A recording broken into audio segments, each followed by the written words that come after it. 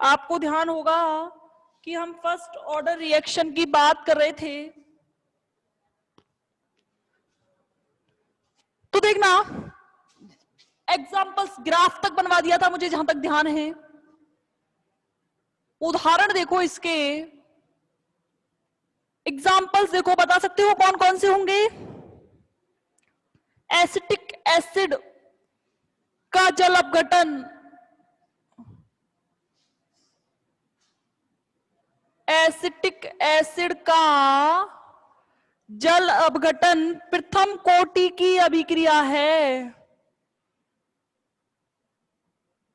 पहला एग्जाम्पल जो पेपर में आप लिख कर आएंगे, ध्यान रखना। यह एग्जाम्पल इंपॉर्टेंट इसलिए है क्योंकि दिखने में लगता है कि ये द्वितीय कोटि की अभिक्रिया है। क्यों? क्योंकि ऑब्वियस सी बात है, इसकी अणु संख्यता कितनी है? 2 है कि नहीं? इसकी अणु संख्यता बताओ। इसकी मॉलिक्यूलरिटी 2 है कि नहीं बताओ। इसकी मॉलिक्यूलरिटी 2 है कि नहीं बताओ।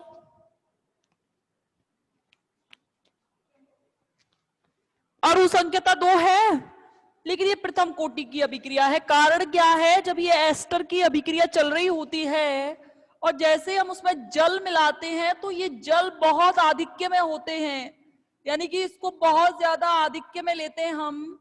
आधिक्य में लेने की वजह से जो ये एस्टर है, ये जो एस्टर है, इस H2O को नगण्य मानकर चलते हैं कि भाई ये तो बहुत ज्यादा है, इसकी तो वैल्यू क्या है, ये बहुत ज्यादा वॉल्यूम, यानी कि ये तनु हो गया है बहुत। तो इसका मतलब क्या है कि इसको केवल इसमें भाग केवल एस्टर ले रहा होता है, H2O भाग नहीं लेता, केवल एक जल एक एज एडिक्ट जो मतलब जोड़ा हुआ रिएक्टेंट है, इसलिए इसका ये प्रथम कोटि का एग्जाम्पल है। This is the example of first order. एक एग्जाम्पल और है 2N2O5 plus 4N2, sorry 2N2O5 4N2 4NO2 plus O2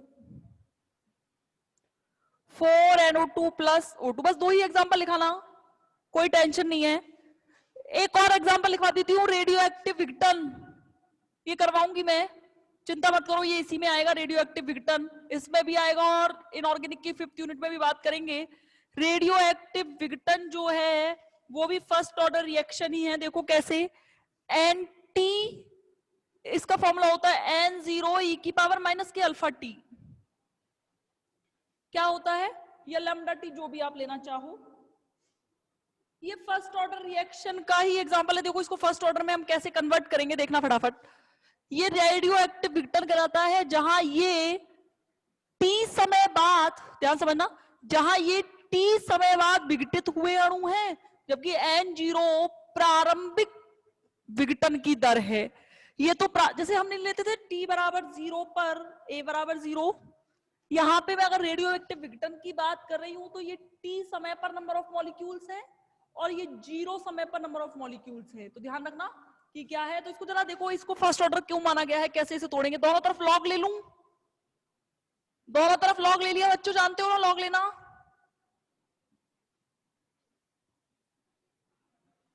दोनों तरफ लॉग ले लिया, देखो फटाफट, लॉग NT इक्वल टू, फटाफट देखना, ये लॉग N0, ये जो अल्फा है ये लॉग से बाहर आएगा, ध्यान रखना, माइनस, चलो ये बाद में। ये देखो लॉग M और log N, log M into N, ये ध्यान रखना, log M into N log M plus N होता है। ये फॉर्मूला ध्यान रखना, लॉग M गुणा N log M plus log N होता है। तो क्या मैं इसे ऐसे नहीं लिख सकती?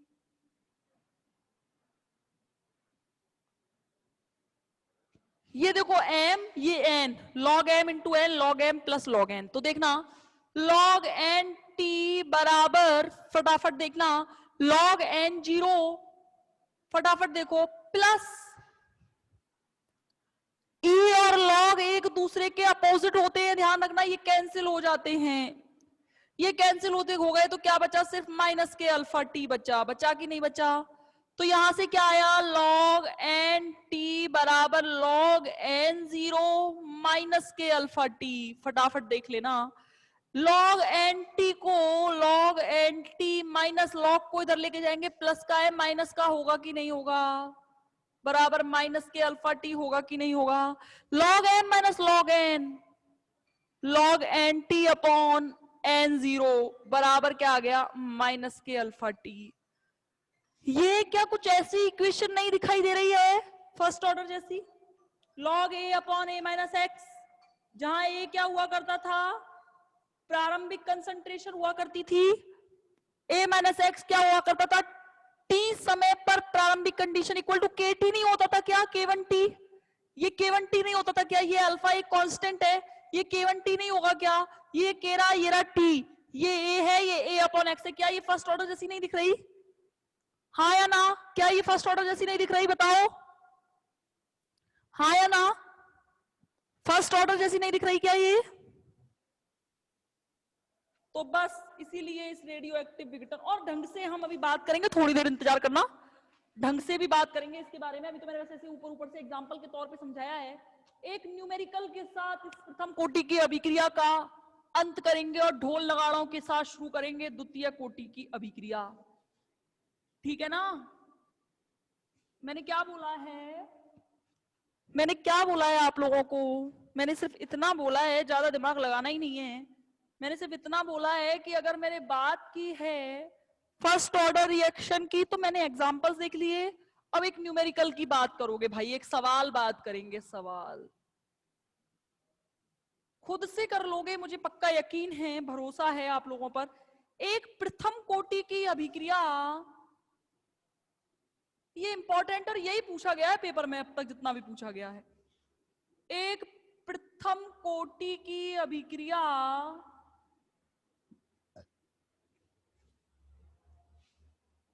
को 50% पूर्ण होने में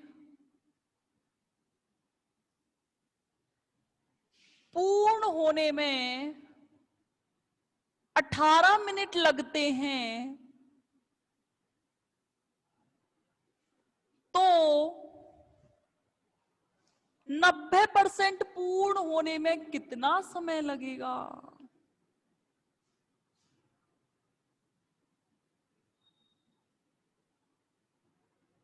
कितना समय लगेगा?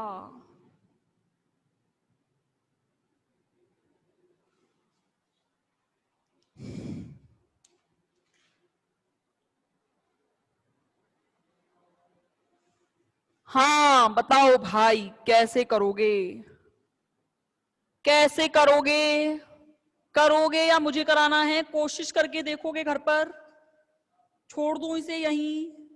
करोगे या मुझे कराना है? जल्दी बताओ फटाफट। करोगे या मुझे कराना है? कर लोगे? कैसे करोगे? थोड़ा बहुत मुझे एक बार चैट के थ्रू आइडिया दो, कैसे करोगे मुझे पता तो चले। कोई भी स्टूडेंट मुझे चैट के थ्रू एक बार आइडिया दे कैसे। एक बार मैडम इसको अनम्यूट करना। कौन है जो एक बार रुको, कर लेंगे। मन्नू को और मनीष को, इन दोनों को अनम्यूट कीजिए। बाकी ये सबको आवाज सुनाई देगी ना अनम्यूट होने के बाद? इनके बाद सारे स्टूडेंट्स को। हाँ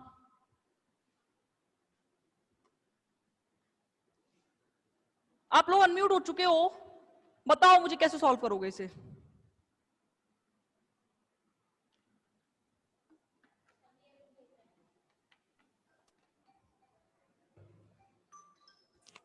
सोना मैं क्लास में हूं अभी, मैं करती हूँ ना।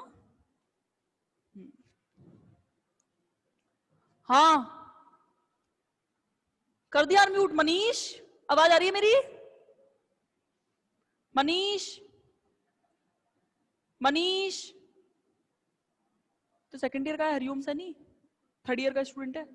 हाँ मनीष, मनु हाँ मैम, आवाज आ रही है मेरी आपको? आ रही है। चलो बताओ कैसे सॉल्व करोगे इसे? पहले तो वो निकालेंगे इस तरह को, के बराबर हाँ 2.303/t log 10 a/t minus x. ठीक है। दोनों ने बराबर कर देंगे इस तरह के दोनों ने। हाँ फिर बात है 2/303/t दे दे, कट जाएंगी भी। हाँ अच्छा वो कट जाएंगे। समझ गई मैं, मतलब कर लोगे, और ठीक है कोई बात नहीं, कर लोगे। और कोई ऐसा स्टूडेंट है जिसको लग रहा है कि मैडम आप करा दो, कि हम कोशिश करेंगे? कोई भी एक स्टूडेंट है? कोई भी एक हो तो मुझे कराना पड़ेगा भाई, बताओ बताओ। कोई है ऐसा स्टूडेंट? कोई भी? X y z? ठीक है, तो मैं नहीं करा रही फिर से, कल ट्राई करेंगे और नहीं आएगा तो मुझसे पूछेंगे। ठीक है, मान लू ना मैं, या तो आप बोलो या फिर नहीं बोल रहे हो तो फिर मैं छोड़ दूं, और क्या करूं, इसके अलावा और कर भी क्या सकती हूँ भाई मैं? इसके अलावा मेरे कहां बस की है कुछ करना? कहां बस की है कुछ करना? चलो कर लेना। अरे मैं बता देती हूँ एक बार, देखो वैसे जो आप कह रहे हो मन्नू, उससे बहुत ही थोड़ा सा हल्का सा टफ हो जाएगा। अगर और सिंपल तरीके से देखा जाओ तो ये 50% समय दिया हुआ है, देखो 50%, यानी कि अर्धायु काल पूछ रहा है। पूछ रहा है कि नहीं पूछ रहा अर्धायु काल? डायरेक्ट फॉर्मूला लगा दो, टी हाफ बराबर, ये टी हाफ दे रखा है, सोचो खुद, दिमाग लगाओ और सिंपल करने की कोशिश किया करो ना क्वेश्चन को। यही होता है ना फॉर्मूला। टी हाफ की वैल्यू दे रखी है 0.693 अपॉन के, बुक के हिसाब से मत बोला करो। तो यहां से के बराबर क्या आएगा? 18/0.693, ये के की वैल्यू आ गई। बस सीधी सीधी सी बात है। यहां से 90% दे रखा है, अब लगा दो फॉर्मूला, के बराबर 2.303 अपॉन टी लॉग ए अपॉन ए माइनस एक्स होता है ना। ए दे रखा है 100, 100 माइनस 90, सिंपल कर देना 10, 100/10, 10% हो जाएगा, वो कोई दिक्कत नहीं आएगी। प्रारंभिक सांद्रता को 100 मान लेना, इसको a माइनस एक्स को मान लेना, ये 90 दिया हुआ है, 100/9। टी की वैल्यू आपको निकालनी है, टी इधर ले जाना, के का मान मेरे पास ज्ञात है, या फिर इन दोनों को इक्वल कर देना, इसको और इसको, वहां से आराम से आपको सारी वैल्यूज दी हुई हैं और कैलकुलेट कर लेना। ठीक है, कर लोगे? बताओ फटाफट, सभी बताओ मुझे, यार 14 स्टूडेंट है कनेक्ट, सभी बताओ, सब कर लोगे कि नहीं? गोल्डी है क्या? श्यामवीर, श्यामवीर, चलो ठीक है, नहीं हो तो पूछ लेना, इसलिए छुड़वा दिया है क्योंकि जीरोथ ऑर्डर में करवा चुकी थी, शायद कल परसों मैंने एक दो एग्जांपल्स करवाए थे आप लोगों को, सरल है इससे रिलेटेड, इसके अलावा और कुछ नहीं आएगा, ज्यादा दिमाग मत लगाना। आगे चलते हैं, द्वितीय कोटि की अभिक्रिया। द्वितीय कोटि की अभिक्रियाएं,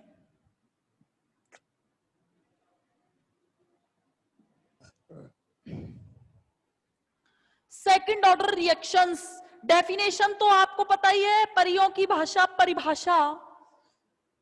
क्या जानते हो परियों की भाषा के बारे में भाई? क्या होता है बताओ? वे अभिक्रियाएं जिनमें अभिक्रिया का वेग अभिकारकों की सांद्रता के द्वितीय घात के समानुपाती हो। इससे ज्यादा और क्या सरल डेफिनेशन होगी? सांद्रता के सीधे द्वितीय घात के सीधे समानुपाती हो, वो कहलाती है द्वितीय कोटि की अभिक्रिया। क्या कहलाती है? द्वितीय कोटि की अभिक्रियाएं कहलाती हैं। ये दो प्रकार की होंगी, ध्यान रखना, और दोनों ही प्रकार पेपर में खूब धड़ाधड़ पूछता है, दोनों ही टाइप धड़ाधड़ पूछता है बच्चों। पहला, जब अभिकारक समान हो, अभिकारक समान हो, और जब अभिकारक अलग अलग हो, दोनों को ही कैलकुलेट करना होगा हमें। क्या बोला मैंने? दोनों को ही कैलकुलेट करने के लिए आपको बता दूंगी मैं, और दोनों में से ही कोई सी पूछता है पेपर में, और हर साल आता है, ऐसा दिमाग में नहीं होना चाहिए। Zeroth order, first order, second order, इनमें से कोई ना कोई एक क्वेश्चन तो आपको जरूर मिलेगा, ये मेरी गारंटी है। आपको एक ना एक कैलकुलेट करने के लिए अवश्य आएगा कि व्यंजक व्युत्पन्न करो। अब देखना, ये तो आ गया, तो पहला टाइप स्टार्ट करें, कोई दिक्कत है? फर्स्ट टाइप स्टार्ट करते हैं। पहला, अभिकारकों की सांद्रताएं समान हो, यानी कि अभिकारक की सांद्रता समान हो। देखो कैसे, यानी कि मेरे कहने का मतलब क्या है, कुछ इस तरीके से, ये जो ऐसे देखना ए प्लस ए प्रोडक्ट बन रहा है। कोई डाउट है कि यहां तक मैंने ऐसे कैसे लिखा है? कोई डाउट है कि किसी को मैंने कैसे लिखा है? बताओ। Any doubt? Any doubt? बताओ फटाफट। कोई डाउट है क्या? किसी को भी कोई डाउट है ये कैसे लिखा है? अरे अभिकारकों की सांद्रता समान लिखी है तो दोनों को ए और ए लिख दिया है, बस इतना किया है मैंने। क्या लिख दिया है? ए और ए। बस देखो सिंपल सी बात है साहब, टी बराबर 0 समय पर इसके ए मोल हैं, इसके ए मोल हैं। यहां पे 0 मोल बनेंगे कि नहीं बनेंगे? बताओ। यहां पर 0 मोल बनेंगे कि नहीं बनेंगे? टी बराबर टी समय पर, टी बराबर टी समय पर माना इसके x मोल कन्वर्ट हुए, इसके x मोल कन्वर्ट हुए, तो यहाँ 2x बनेगा, या x भी बन सकता है, x भी बना सकते हो, जो डिपेंड करेगा क्या बनना है, ठीक है ना? ये रिएक्शन पर डिपेंड करेगा, मुझे सिर्फ इससे मतलब है। मैडम आपको पता है कि अभिक्रिया के वेग को r से रिप्रेजेंट करते हैं और द्वितीय कोटि की परिभाषा के अनुसार r is directly proportional to अभिकारकों की कंसंट्रेशन। है या नहीं? बताओ, कोई दिक्कत है? R is directly proportional. Madam A का मान रखो, सांद्रता क्या क्या है? A minus x, A minus x, है या नहीं? R को मैडम dx ओवर dt लिखते आए हैं अब तक, और चूंकि समानुपाती का चिन्ह हटाना होगा तो मैंने एक नियतांक लगा दिया k2, और इन दोनों का मल्टीप्लाई करोगे तो क्या a माइनस एक्स का होल स्क्वायर नहीं आएगा? बताओ, बताओ भाई बताओ, बताओ। हाँ हाँ या ना? ठीक है, वेरी गुड। ये आ गया। ये इसका अवकलित वेग समीकरण कहलाएगा कि नहीं कहलाएगा? ये इसका अवकलित वेग समीकरण होगा या नहीं? बताओ। अब क्या करना है, x वाली चीजों को एक साथ लाओगे।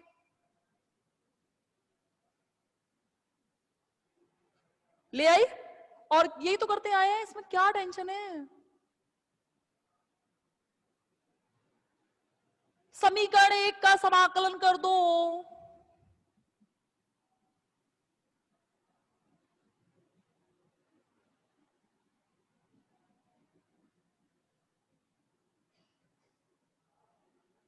यही तो करते आए हैं, dx over a minus X का whole square equal to k2 dt integral. ठीक है, अब देखना, ये स्क्रीनशॉट लेना चाहो तो यहां तक ले लो, मिटाऊंगी मैं। स्क्रीनशॉट लेना चाहो तो ले लो, यहां तक मिटाऊंगी मैं।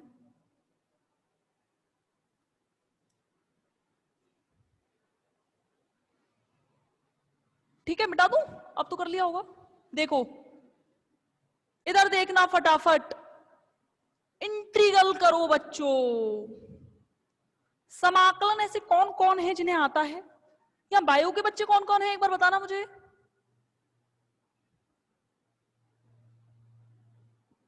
बायो के बच्चे कौन कौन है, बताओ। बायो का कोई है? सारे मैथ के ही हैं? सारे मैथ के हैं क्या? गोल्डी, और इसके अलावा? चलो ठीक है। अच्छा देखना गोल्डी, अगर आप बायो से हो तो आपको तो अच्छे से समझने की जरूरत रहेगी। इंटीग्रल, इसका इंटीग्रल तो आपको पता ही है क्या होगा। इसका देखो, इसका इंटीग्रल देखना, dx upon a minus x square, integral 1 upon integral x की पावर n का फॉर्मूला होता है x की power n plus 1 upon n plus 1, ये दिमाग में रखना होगा। x की power n plus 1 upon n plus 1, ये ध्यान में रखेगा। n जहां घात है, ध्यान रखना, ये घात होती है, घात। अगर मैं इस n को नीचे लेकर आऊं,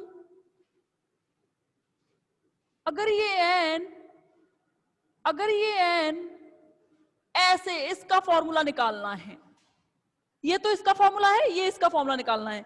घात अगर ऊपर चली जाती है, गोल्डी में पूछूंगी, ध्यान रखना, ध्यान से समझ लेना, मैं पूछूंगी जरूर।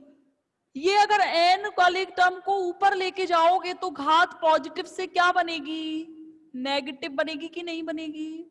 सेम फॉर्मूला बन गया, सिर्फ n की जगह पर -n आ रहा है, n की जगह पर -n, तो इस फॉर्मूले में भी सेम n की जगह पर -n लिख सकते हैं।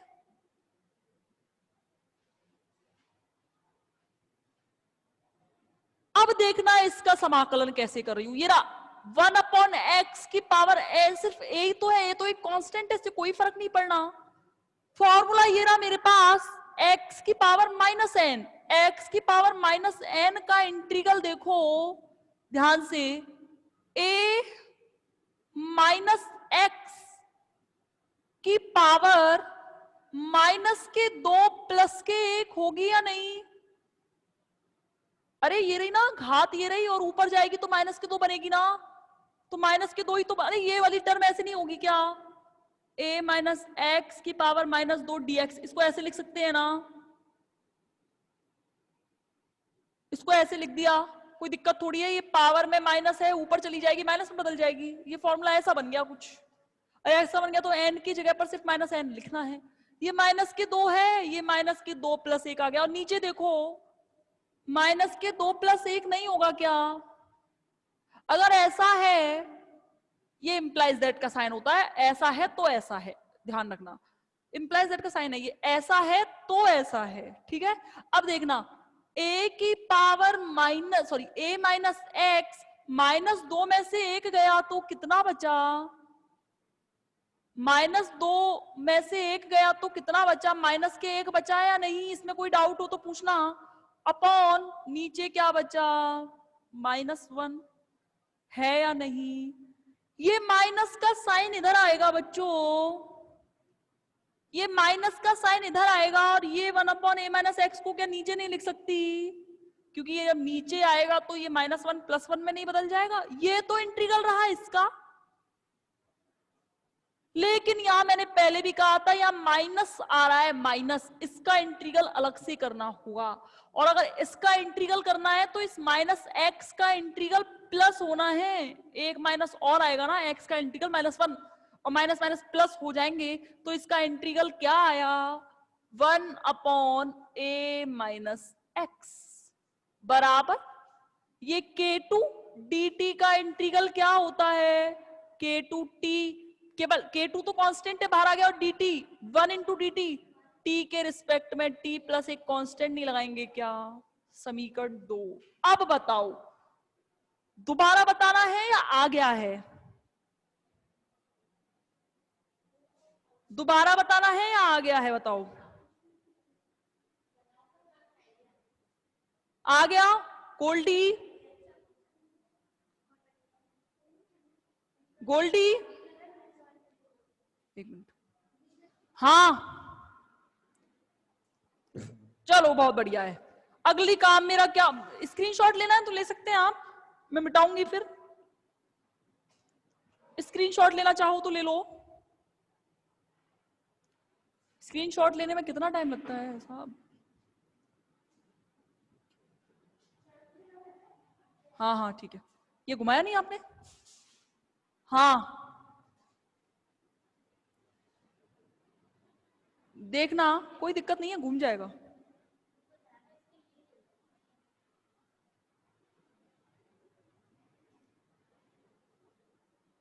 बंद हो गई क्या? चलो कोई बात नहीं, रहने दो। अच्छा देखो, इसके बाद में अब अगला काम मेरा सी का मान निकालने का रहता है ना। कैसे निकालते हो अब तक सी का मान? t = 0 समय पर x = 0, समीकरण 2 में ये मान रख दो, समीकरण 2 में मान रख दीजिए बच्चों। जैसे ही मान रखोगे तो ये 0, ये 0, कैसे मान रखोगे? 1/a - 0 = k2 × 0 + c होगा कि नहीं होगा? यहां से क्या आया 1/a इक्वल टू 0 प्लस सी। सी बराबर क्या आया, सॉरी बना, सी बराबर क्या आया 1/a। क्या आया सी बराबर 1/a। सी का ये मान समीकरण 2 में रखो बच्चों, सी का मान समीकरण 2 में रख दीजिए और समीकरण 2 में रखोगे तो क्या आएगा 1/a माइनस एक्स बराबर k2t प्लस 1/a। यही तो आएगा। अब तक k2 का मान ही तो निकालते आए हैं, तो k2t पॉजिटिव को जाए वहीं छोड़ो और 1/a को ट्रांसफर करा दो, माइनस के 1/a हो जाएगा। होगा या नहीं बताओ। इसके बाद क्या है k2t बराबर, एलसीएम ले सकते हैं, एलसीएम लेना सबको आता है। a into A minus x, इसका एलसीएम आएगा कि नहीं आएगा। a माइनस एक्स में a माइनस एक्स में इसका भाग दोगे, a माइनस एक्स, अरे भाग एलसीएम लेना तो आता होगा ना।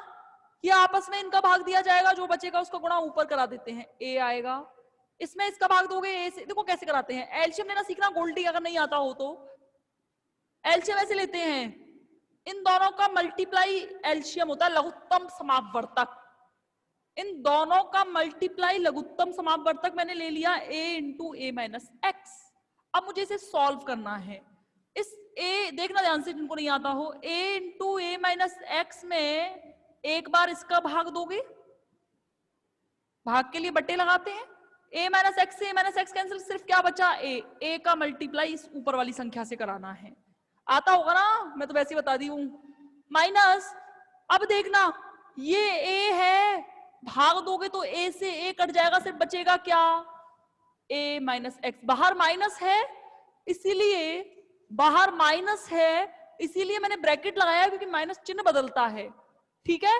माइनस माइनस माइनस को प्लस और प्लस को माइनस कर देगा, इतनी ताकत रखता है माइनस, ठीक है। अब देखो क्या हुआ, k2t बराबर a, माइनस का मल्टीप्लाई अंदर कराइए बच्चों, तो माइनस का मल्टीप्लाई कराओगे तो क्या आएगा a माइनस के, और माइनस माइनस क्या होंगे प्लस होंगे ना, upon a into A minus x. तो k2t बराबर a से a कैंसिल, तो क्या बचा x upon a into A minus x. और यहां से k2 क्या आया, t मल्टीप्लाई में भाग में जाएगा,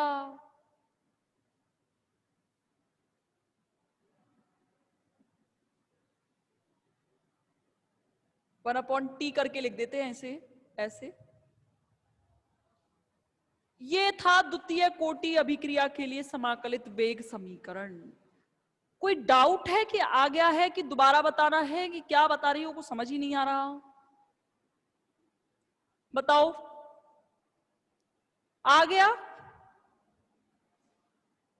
आ गया कि नहीं आया, हाँ या ना में जवाब दिया करो भाई। बंद, हाँ ठीक है चल गया, वो एकदम से हिल गया। हाँ गोल्डी बेटा आ गया, आ गया बताओ, ठीक है वेरी गुड, ठीक है। ये तो रहा इसका अब देख लेना, एक चीज बता देती हूं मैं, अभिक्रिया का जो अर्धायु काल है द्वितीय कोटि का, मैं इसी फॉर्मूले से निकालूंगी, क्योंकि अभिकारकों की सांद्रता जब अलग अलग हो जाएगी तो बहुत दिक्कत आएगी, कैलकुलेशन थोड़ी टफ हो जाएगी। आने दोनों से वैल्यू सेम है, आंसर दोनों से सेम आना है, चाहे इससे हो चाहे उससे हो, लेकिन मैं इससे सिंपल पड़ेगा। तो देखना लिख लेना अर्ध आयु काल, हाफ टाइम, ग्राफ बाद में बनाएंगे ध्यान रखना, ठीक है। अर्ध आयु काल, चलो अर्ध आयु काल के लिए क्या करते आए हैं, वह समय जिस पर अभिकारक की सांद्रता अपनी प्रारंभिक सांद्रता की क्या रह जाए, आधी रह जाए, वह क्या कहलाता है, उस अभिक्रिया का अर्धायु काल कहलाता है। यानी कि अब तक कैसे लिखते आए हैं मैडम, t बराबर t हाफ पर x बराबर a/2, यही तो है प्रारंभिक सांद्रता a और प्रारंभिक सांद्रता की आधी, आधी रह गई।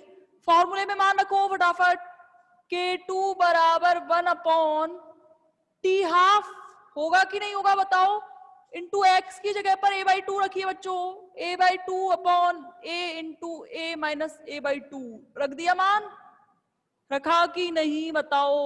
यहां से देखना ये टी हाफ इधर गया और K2 नीचे आ जाएगा 1/K2। अंदर क्या बचा, A/2 ऊपर A इंटू A में से आधा A गया तो कितना बचा, A में से आधा, अच्छा A माइनस A/2 गया, सिर्फ गोल्डी बताएगी मुझे। A में से A/2 गया तो कितना बचेगा, और किसी से नहीं, सिर्फ A माइनस A/2, और को जवाब नहीं देना प्लीज। गोल्डी A में से A/2 गया तो कितना बचा, A में से A/2 गया तो कितना बचा, सिर्फ गोल्डी जवाब देगी, और कोई बोल मत जाना गलती से भी। हाँ गोल्डी आवाज आ रही है मेरी आपको, गोल्डी गोल्डी सुन नहीं रही हो क्या, 10 बार एक ही चीज को पूछूंगी क्या, बताओ जल्दी। 2A माइनस ए, अच्छा फिर 2A माइनस ए, फिर बचेगा कितना, 2A माइनस ए अपॉन 2 नहीं होगा क्या, अरे एक में से आधा गया तो कितना बचा ये बताओ बस मुझे, एक में से आधा गया तो कितना बचा, एक में से, अरे ये 2A माइनस ए लिखा है तो एलसीएम लिया है, मतलब एलसीएम तो लिखा ही नहीं आपने, ऐसे लिखती फिर 2A माइनस ए अपॉन 2 पूरे पे बटे आएगा। हाँ यानी कि ए में से आधा ए गया तो आधा ए नहीं बचेगा क्या, डायरेक्ट लिख दूं, एलसीएम ले लो, देखो दो एलसीएम लोगे, ऊपर क्या आएगा 2A माइनस के, 2A में से ए गया तो A/2, देखने की बात ही नहीं थी, A/2। तो देखो A/2 से A/2 कैंसिल हुआ कि नहीं, पूरा का पूरा गया कैंसिल आउट, तो यहां से T हाफ बराबर क्या बचा, 1/A/K2। यानी कि इससे क्या पता चला, K2 कांस्टेंट है, 1 कांस्टेंट है, तो क्या मैं इसे ऐसे नहीं लिख सकती, T half is directly proportional to 1/A। यानी कि द्वितीय कोटि की अभिक्रिया का अर्धायु काल अभिकारक की प्रारंभिक सांद्रता के व्युत्क्रमानुपाती होता है। ये मैंने निकाला T हाफ, क्या निकाला मैंने, T हाफ, क्या निकाला मैंने, T हाफ, क्या निकाला, T हाफ। हाँ भाई बताओ बताओ बताओ बताओ बताओ बताओ बताओ बताओ, ऐसे ना चलेगा काम। आ गया, बताओ कोई दिक्कत है यहां तक, कोई दिक्कत है क्या, जल्दी बताओ भाई जल्दी बताओ, हाँ या ना, जल्दी, कोई क्वेश्चन, कोई क्वेश्चन, कोई क्वेश्चन,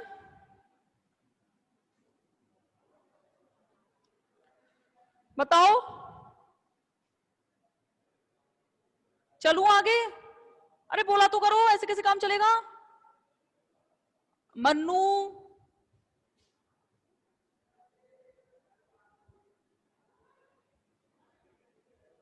मन्नू, अरे कहां गए सब, आवाज आ रही है कि नहीं आ रही मेरी, क्या चक्कर है, आवाज नहीं आ रही मेरी,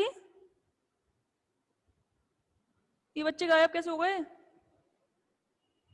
आ गया समझ में,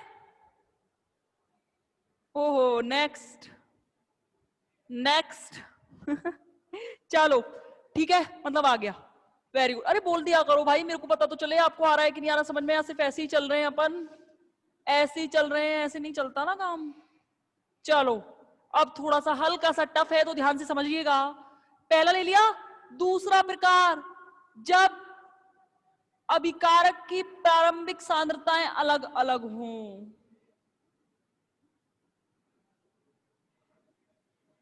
प्रारंभिक सांद्रताएं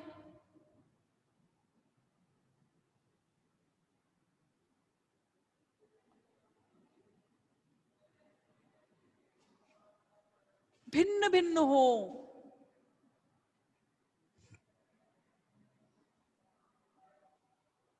कोई ज्यादा दिक्कत नहीं आनी, सिंपल देखो, दो रिएक्टेंट है, ए प्लस बी अलग अलग कर दिए हैं इस बार, पिछली बार ए प्लस ए ही लिखे थे मैंने।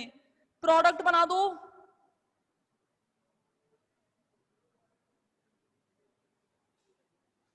ठीक है, डायरेक्ट लिख दूं, R is directly proportional to A की कंसंट्रेशन बी की कंसंट्रेशन। अरे नहीं, रुको एक मिनट। टी बराबर 0 समय पर इसके ए मोल है, इसके बी मोल हैं, इसके 0 मोल होंगे, होंगे या नहीं? टी बराबर टी समय पर इसके एक्स मोल कन्वर्ट हुए और इसके भी फिर एक्स मोल कन्वर्ट होंगे, यहां एक्स बन जाएंगे, इसके एक्स मोल इसके एक्स मोल, ठीक है ना। द्वितीय कोटि की परिभाषा क्या थी? a minus x b minus x. R को क्या लिखते थे? dx ओवर dt बराबर, ये देखो चिन्ह लगा दो डायरेक्ट, k2 डैश कर देना इस बार, उसके लिए k2 था, इसको k2 डैश ले लो। पीडीएफ जल्दी मिल जाएगी, इसकी पीडीएफ भिजवा दूंगी मैं, चिंता मत करो। नोट्स क्या है, खुद के हाथ से बनाने पड़ रहे हैं तो दिक्कत आती है थोड़ी सी, ठीक है। नोट्स हाथ से बनाने में टाइम लगता है, तो मैं बना रही, मैं है मेरे पास बनाए रखो, पर थोड़े वो इधर से मतलब ऐसे हो गए हैं बहुत पुराने टाइप के, थोड़ा वेट कर लेना, ठीक है ना। a माइनस के टू डैश आया कि नहीं आया, dx ओवर dt के टू डैश, और यहाँ क्या बचेगा? a minus x b minus x. समझ में तो आ रहा है ना? सच सच बताना, फर्स्ट ईयर के स्टूडेंट हो तो मुझे ध्यान देना पड़ेगा। समझ में आ रहा है? बताओ हाँ या ना में जवाब दो। अच्छे से समझ में आ रहा है? सारे स्टूडेंट से पूछ रही हूं अच्छे से, कोई भी चीज में डाउट नहीं हो रहा? कोई आपसे पूछे मैडम कैसा पढ़ाती हैं तो क्या जवाब दोगे? क्या जवाब दोगे मैडम कैसा पढ़ाती हैं, ऐसा पूछे तो कोई?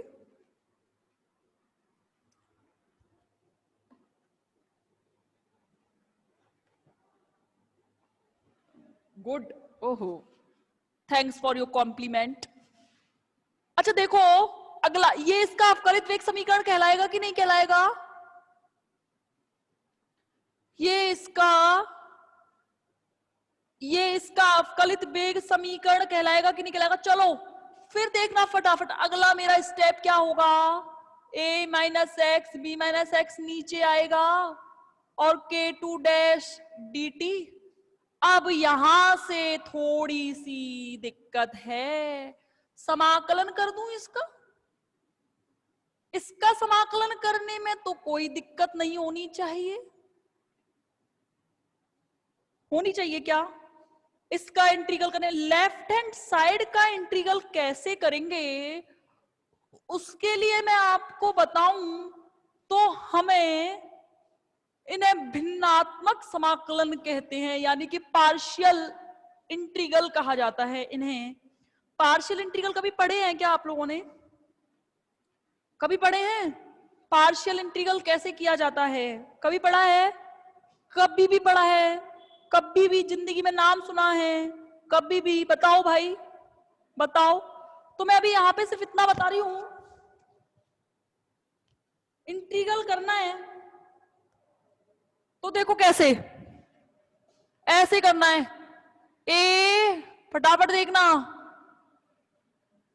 एक नियतांक अपॉन इसके नीचे पहली डिजिट प्लस दूसरा नियतांक बटे दूसरी डिजिट।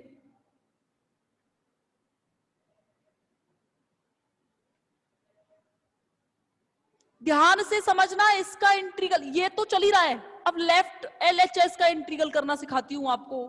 एलएचएस का इंटीग्रल कैसे किया जाएगा, देखो कैसे किया जाएगा। इंटीग्रल बाद में इसकी वैल्यू मैं अलग से लिख दूंगी, ए और बी की वैल्यू देखना ऐसे, 1 अपॉन इसको तोड़ते ऐसे हैं जब मल्टीप्लाई में हो, बराबर a upon a minus x plus b upon b minus x. मेरा काम है सिर्फ a और b की वैल्यू कैलकुलेट करना। a और b की वैल्यू कैलकुलेट हो जाएगी तो मैं डायरेक्ट a और b की वैल्यू यहां रख दूंगी और इंटीग्रल कर दूंगी इन दोनों का। ध्यान से समझना, मैंने क्या ये याद होना चाहिए, ये आना चाहिए। ये अगर, अरे बहुत सरल है, कुछ नहीं करना साहब, एक ये दोनों को एक साथ मल्टीप्लाई होंगे, एलसीएम लोगे तो मल्टीप्लाई होंगे कि नहीं होंगे, और जैसे ही मल्टीप्लाई होंगे तो ये क्या आएगा, यहां से मैंने इनको अलग अलग लिख दिया है, ऐसे ऐसे करना है, बीच में एक ऊपर डिजिट, नीचे ये प्लस दूसरा, और तीन होते ना तीन, तो फिर क्या करते, यहां मान लो ऐसा होता c माइनस एक्स, तो फिर एक और लगाते प्लस सी, पांच होते तो पांच लगते, फिर पांचों के नियतांकों के मान निकालने पड़ते। ठीक है, पांचों दोनों नियतांकों के मान हम निकालेंगे। हाँ, आंशिक भिन्न जिसे कहते हो, वेरी गुड, आंशिक भिन्न के नाम से जानते हैं इसे। हाँ बताओ, यहां तक कोई दिक्कत है, यहां तक कोई दिक्कत है क्या? ये मैं अब कल करवाऊंगी, ये इसके बाद की, क्योंकि बहुत लेंदी है, टाइम हो ही चुका है, इसके बाद हम कल डिस्कशन करेंगे कि इसका इंटीग्रल कैसे किया जाएगा, दिस इज वेरी इंपॉर्टेंट। तो आप कल की क्लास में टाइम से क्लास ज्वाइन कीजिएगा और अच्छे से पढ़ो, अच्छे से समझो, किसी चीज को समझ में नहीं आ रहा तो 3 बार 4 बार 5 बार जितनी बार आप पूछ सकते हैं पूछिए, नो प्रॉब्लम, आप जितना पूछेंगे उतना मैं बता दूंगी। ठीक है, बाकी कल की क्लास में रिकंटिन्यू करेंगे फिक्स 12:00 पर। ठीक है, कल मिलते हैं, थैंक यू, शुक्रिया, स्वस्थ रहिए, आबाद रहिए, स्वस्थ रहो, मेरा एक ही डायलॉग रहता है हमेशा, स्वस्थ रहो, व्यस्त रहो, मस्त रहो। ठीक है, थैंक यू सो मच।